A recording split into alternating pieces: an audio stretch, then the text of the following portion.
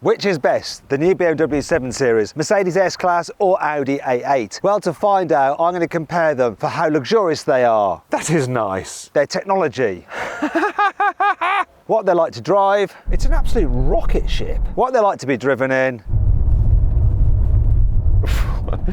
And how quick they are from 0 to 60 miles an hour. I'm Matt Watson and you're watching Car Wow.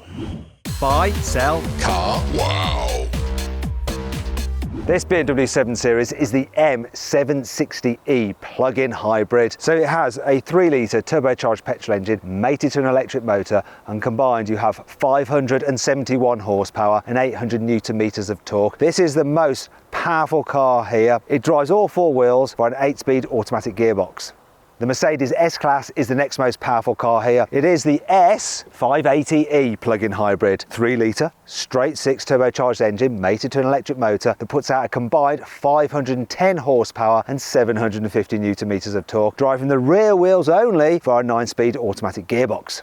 The least most powerful car here is this Audi A8, and it's a 60 TFSI E. It's a lot of letters. It's a plug-in hybrid yet again with a 3-litre V6 petrol engine mated to an electric motor with a combined 462 horsepower and 700 newton meters of torque, driving all 4 wheels via an 8-speed automatic gearbox. Now let's see how quick these cars are at accelerating from 0 to 60 miles an hour, because that's a really important test for luxury limousines. Now, even though this Mercedes isn't the least powerful, it is the slowest to 60 miles an hour. That's because it's the heaviest at 2.4 tons and it's rear-wheel drive only. Mercedes says it'll do 0 to 60 in 5.2 seconds, but let's find out the reality. Pop it into sports mode. Sports mode. Let's do this. Whoa, it got a bit squirrely. And that's the 60. Oh my gosh, that's bang on the money. 5.17 seconds, rounded up to 5.2. That was really good.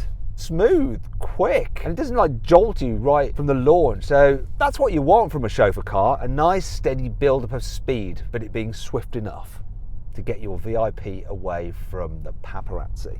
According to Audi, this A8 does 0 to 60 in 4.7 seconds. The benefit of all-wheel drive gives you good traction for launching.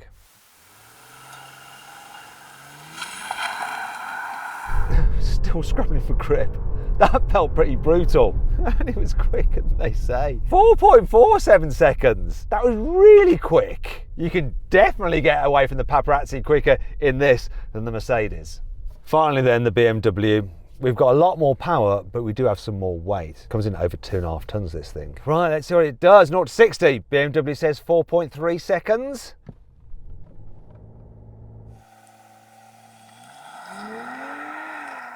Blimey, this is quick. Crazy. 4.16. That is really quick. It really is an M performance model, isn't it? Let's quickly compare the prices of these cars. So this is the starting price of the range for each of them. This is the starting price of each of the models I've got here, and this is the very price of these cars I've got here with options. The question is though, which of these 3 cars looks the most expensive? Well, I'm going to get you to decide by voting in the pinned comment. And to help you out, let's have a little beauty pageant. So starting off here, first of all we have the rather gorgeous Audi A8 looking beautiful in black and silver. Hails from Ingolstadt, and its interests include index trackers and property. Next up we have the Mercedes S-Class, elegant as ever once again in black and bright chrome detailing. Hailing from Stuttgart with interests that include corporate bonds and gilts. Finally, we have the BMW 7 Series. A little bit more flashy, this one, with its matte silver paint and 2-tone alloy wheels. Coming from Munich, its interests include hedge funds and foreign exchange. A bit more of a risk taker, this one. The BMW is the biggest risk taker here on the inside as well. I mean, just look at the design. You've got this big glass section here right across the dash, and the pink LED underneath works. Though if you don't like pink, you can choose a different colour if you like. And there's more blinginess here, look. It's all very, very showy, isn't it? Same can be said of the infotainment screen, this big, crisp, widescreen curved display. It's pretty responsive, though some of the menus are a touch confusing, even though it is laid out like your mobile phone. Climate controls have to be operated through the screen, but it's not too hard to do. It's quite simple. Better than in some other modern BMWs. I like all the features, like the metal elements of the speakers, and all the materials feel very, very expensive. And this being the M Performance model comes with a sporty steering wheel. I like the sunroof. It's got special elements in it which also light up at night. It's quite cool. Then there's this feature for those who are too posh to actually open and close doors themselves. I can press this button, my door will open. And then to close it, I just put my foot on the brake. Not gonna lie, this Audi A8 feels a little bit like a come down after being in that flashy BMW. However, some people will find it more appealing, and it does appeal to my OCD, the way the lines are all just like dead straight and everything's just ordered and simple and like sensible. It's actually quite nice and logical, and that's good for you. And quality's there as well. Doesn't feel as expensive though as the BMW. It hasn't got all the extra flashy bits and trinkets like that. And the infotainment system, you know, it's quite simple and easy to use, but it doesn't feel quite as wow as the BMWs. And it's the same with the sunroof. Look, it's just normal glass. None of the LED elements in it. But it's still a very nice place to be. Oh, and it does have this feature. Maybe it's not doors like opening and stuff, but we do have this, look, vents that open up in the dash when you turn the air conditioning on. It's all right, isn't it? The interior of the Mercedes is sort of like halfway between the flashy BMW and the demure Audi. And look, you do have some blingy bits there with the LED lighting, but then the actual design of the dash and everything is a bit more conservative. I like the steering wheel though, but I do not like the touch sensitive buttons on it. You accidentally brush them while you're driving and it changes station, alters the volume. And when you want to use them, sometimes they're hard to actually use to do the thing you want to do. It's annoying. See what's also annoying? Some parts of this cabin feel a little bit cheap. Like that and this. It's no better than in an A-Class, and that is really cheap as well, and you do touch that. But other than that, it does feel quite posh and well made, and I like the screens in this car. So it's a nice, easy to use infotainment system. I find it easier than the BMW, and obviously it's a lot brighter and shinier than what you get in the Audi, and it's got all the information you need. I like it in here, but I think I like the BMW more. It's very comfy here in the back of the S-Class. Seats are really luxurious, especially with this lovely pillow. Underneath this armrest, you have a tablet there so you can control different things, such as the climate and other bits and pieces like the infotainment system. I'll just shut that up so you can see what's happening next. So as well as loads of knee room and headroom, you can get super, super comfy by just pressing a button on here, and it will automatically move the front passenger seat forward so that I can stretch out. I should probably show you this as well. This car has a little seatbelt butler. Look, so you don't even have to reach for the seatbelt, it just hands it to you. To make it go away, I'm gonna have to just open the door like that. There we go.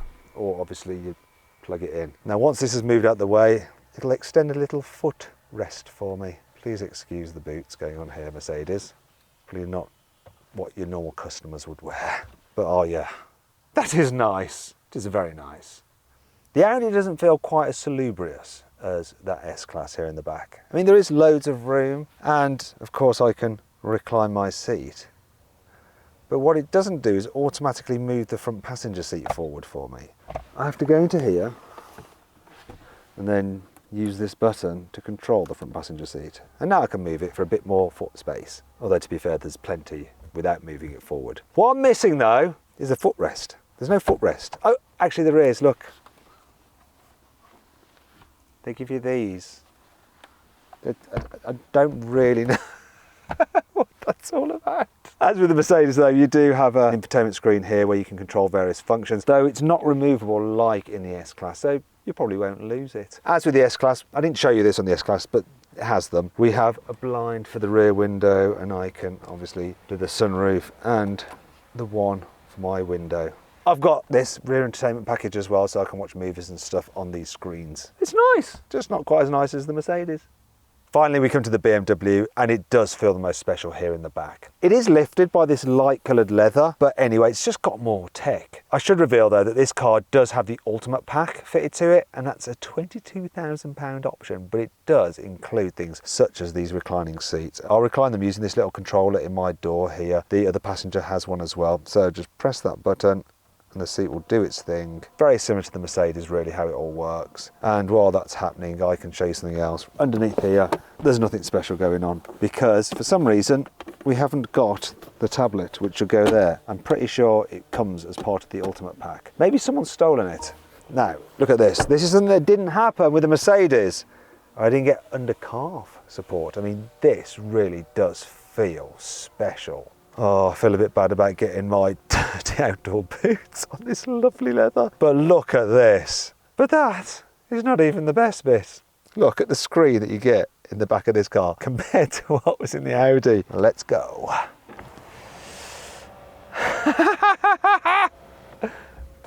This is insane. We've got full Dolby surround sound as well in here, internet connectivity and proper widescreen display here. You can alter the angle of it like that. You can alter the aspect ratio of the viewing experience like that. Unfortunately, I'm offline, so it's not really going to show me anything, but you can watch movies from various streaming services if you're connected. It's amazing. The BMW's luggage capacity is 525 litres, and that's regardless of which version you go for, normal or plug-in hybrid. It's pretty spacious, oh yeah. The Audi's boot is not as comfortable. You see, while the normal A8's boot capacity is 505 litres, with the plug-in hybrid, because there's batteries underneath the boot floor, the luggage capacity is reduced to 390 litres, but that is not as bad as with the Mercedes. You see, the standard car, just the normal petrol, has a boot capacity of 550 litres, but with a plug-in hybrid, it reduces to just 320 litres, which is actually smaller than an A-Class. I'm not sure I'm going to fit. Get your head in, get your head in. Ah! Just about fit, but it's not comfy. Now let's compare how these cars drive. I'm going to start off with the benchmark, which is of course the Mercedes S-Class. Here I am wafting along at 40 miles an hour. I'm at some dual carriageway. Let's see what the pickup is like from this hybrid system. So I'm going to floor it. Now, ever such a slight delay, and then here I go barreling past. And it's really smooth, really effortless, really quiet. This car is so quiet. Also the way it goes down the road, just the suspension, it's so relaxing. There's something very chilled about driving an S-Class, which just makes you relaxed. I love them. They make you feel special. Oh look, and I'm now just cruising on electric power. It'll do it at over 80 miles an hour. You'll rinse through your range then though.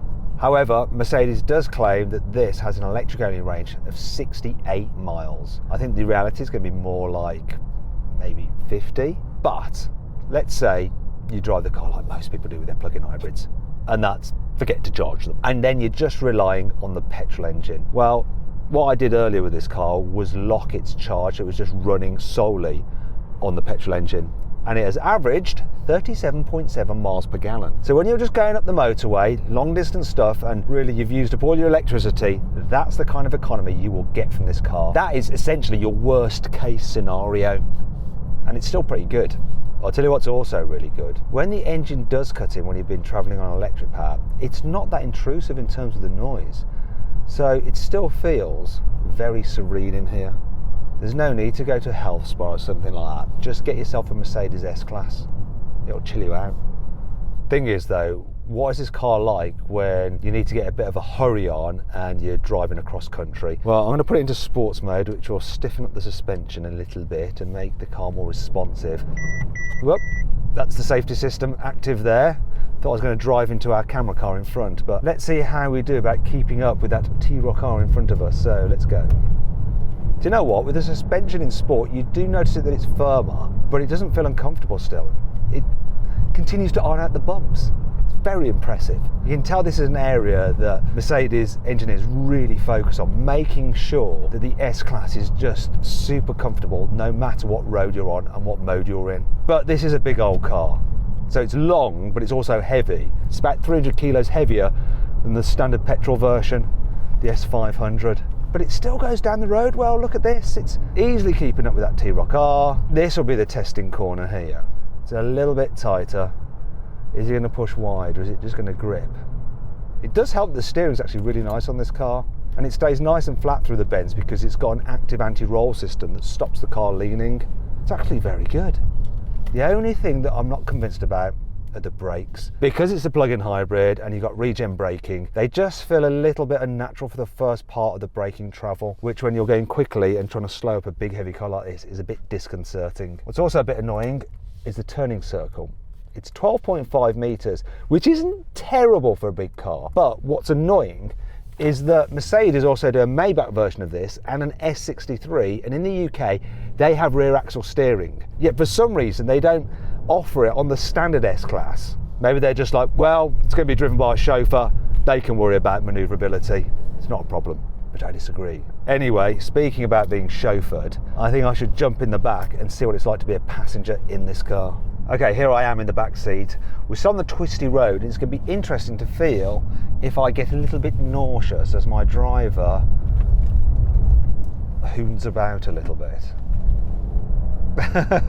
You really feel the acceleration actually. Once again, that's the safety warning system because it's getting too close to our tracking car, just like I did. It doesn't feel bad. Sometimes if you go quickly and you're in the back seat, it can make you feel car sick, but this has been fine so far. Anyway, maybe you want to take your car out of sport mode drive, all right? To be fair, I don't think a chauffeur would ever use that. So now in hybrid mode. Often when you're in the rear seats of a car, it's not as comfortable as the front because you sit closer to the rear axle, but in this S-Class, it's just lovely. Hardly any road noise, hardly any wind noise, just a little bit from up there. Super luxurious, super comfortable. I cannot hear the engine at all, but I can see from here that it's running on electric power. Put it onto hold mode if you can. It's running now. I can tell no difference. Seems the same. This is such a nice way to travel. Ah, I love an S-Class. I love them from the driver's seat and I love them from the back seat. The other cars have a lot to live up to. Now let's see what the Audi A8 is like. So first thing I'm going to do is just check out the pickup when you floor it from 40.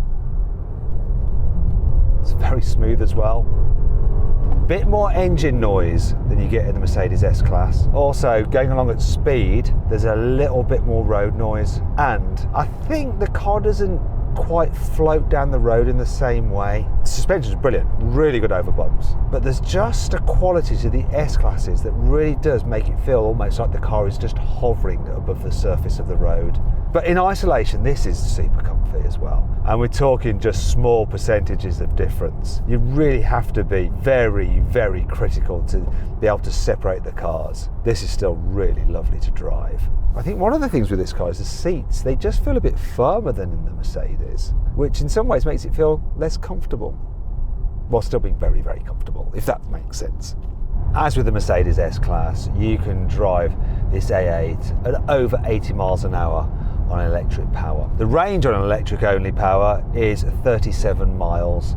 Reality might be a bit less than 30. Now this car also has been run without using any electricity to see what it's like when you do run out of electricity, or if you're going for long distances, what kind of economy you'll get out of the 3-litre V6. And when I did that, it was averaging 29.8 miles per gallon. It's gone up a little bit more now because I am running in hybrid mode, so it is using some electrical assistance for improved economy. So not only is the electric only range not as good as the Mercedes, the petrol engine doesn't seem as efficient either. Now let's see how this A8 handles a twisty road. So I'm going to put it into sports mode. So once again, as with the Mercedes, it's stiffened up the suspension, added some weight to the steering, sharpened the throttle response, means that the engine is more likely to kick in. Oh, it goes well now. Actually, it really does still soak up the bumps extremely well in sports mode. This car actually feels a little bit more planted when you're going quicker than the Mercedes, but the steering doesn't feel quite as nice. It's amazing how you can drive these things, considering how big and heavy they are. This is still slightly lighter than the Mercedes though, 2.3 tons. Look at that. I prefer the feel of the brakes in this. I think they're a little bit better than in the Mercedes. You don't feel the weird hybridiness regen quite so much. Also, this car is fitted with rear wheel steering, so the turning circle is 11.8 meters. And so this turn should be slightly easier. Yeah, look at that, it's easier than in the S-Class. You do notice it. I was in absolutely no danger of getting close to that curb, whereas in the S-Class I was a little bit like, ooh. This car really does feel responsive in sports mode. And it does benefit as well from four-wheel drive traction, unlike the Mercedes.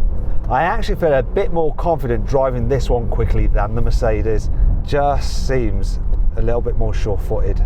If only it had the steering feel of the S-Class, then it'd be a clear win on a twisty road for this. However, the question is, does this car's slightly more focused handling mean that it's more likely to make you feel a bit nauseous when you're in the back?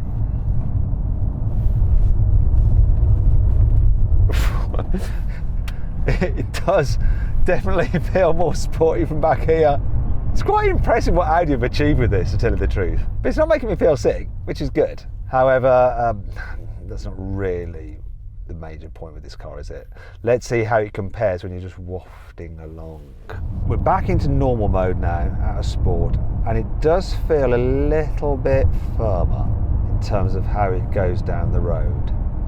Also, I'm noticing a little bit more road noise just echoing in the cabin, maybe a bit more wind noise. This doesn't seem quite so well insulated, though yet again we're talking just very small percentages difference. Still very comfortable, still very relaxing, and you'd still be more than happy to be chauffeured around in one of these. But when you're that kind of VIP that expects the very best, I would pick to be chauffeured in the S-Class.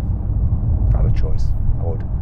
Finally then, I'm in the BMW and I'm going to start with the overtake test, so 40 miles an hour, floor it. That is the longest pause of all the cars by far, but then once it's on it, this seems the quickest. That was seriously quick. There's another thing I'm noticing with this car. It seems the least quiet, just a bit more road noise than the other two.